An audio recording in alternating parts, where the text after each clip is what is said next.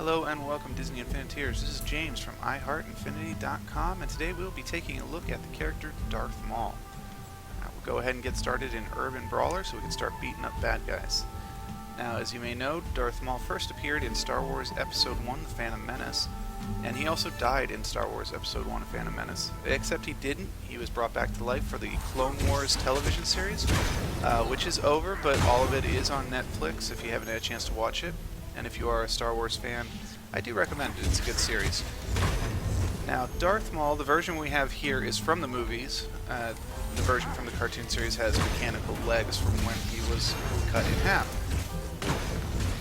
And in terms of gameplay, Mr. Maul here is a fantastic close-range combat character, one of the best actually.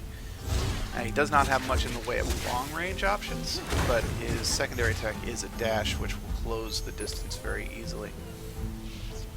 And as you would expect, with most of the villain characters, they tend to be on the stronger side, and he is no exception. So let's take a look at his basic moveset. You've got normal parry attacks. I don't know why I said parry, that's a blocking move. But he also has a combo breaker, so he can get past the silly defense that this guy has.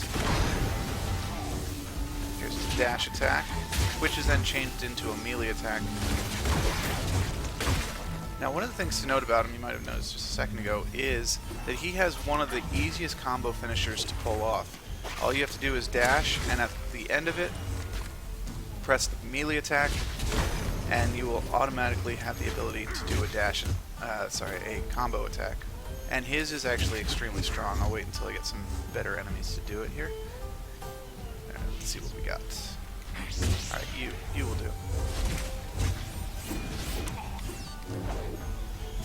Some distance, and not get hit by the fire. Had to do it right, of course. There we go. And I don't know why I did the trigger, but whatever. So he throws his lightsaber. It does a significant amount of damage to anybody that it hits. It normally does only hit one opponent though, so it's not super overpowered. Let's do his special attack here. He actually has two forms of his special attack, if I remember correctly. One, where he just, boom, everything in the nearby radius goes explodey. Can't argue with that, can't argue with the results. And I'll do his second one in a second. Maybe against this guy.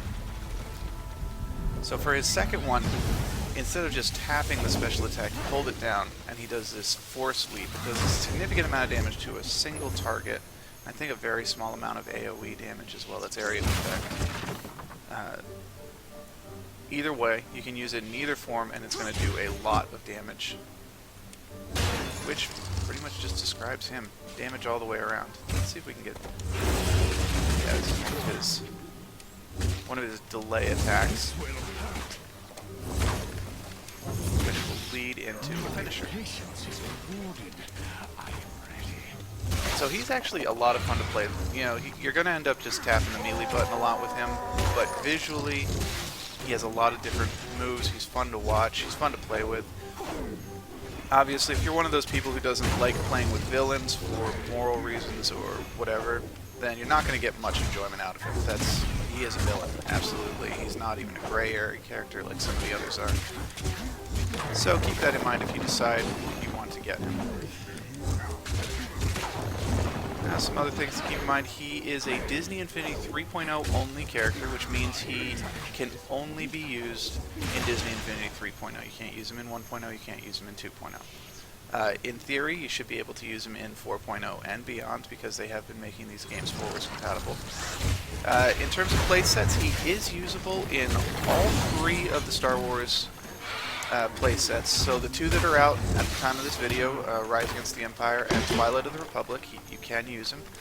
And he will be usable in A Force Awakens, which is out later this month. Now, in all three cases, you can't use him right off the bat. You have to find the crossover coins within the playset to unlock them. Now, in Twilight of the Republic, you pretty much can't miss his coin. It's right at the beginning. It's literally right in your path. Rise Against the Empire is a little bit different, a little more complicated. Still not difficult, but it'll take a little bit of work. You won't be able to use them right from the beginning. So keep that in mind if you are interested in using it in the playsets. We assume Force Awakens will also be using crossover coins. So once that is out, we will find the crossover coin. We'll have a video guide of how to get it, if that is the case, which it should be. He also is usable in Toy Box games such as Toy Box Takeover, Toy Box Speedway, which is the racing one, and the vast majority of player-created Toy Box levels. There are some very good ones out there, and I recommend giving them a shot. Anyone that's heavily combat focused, he's going to be extremely useful in.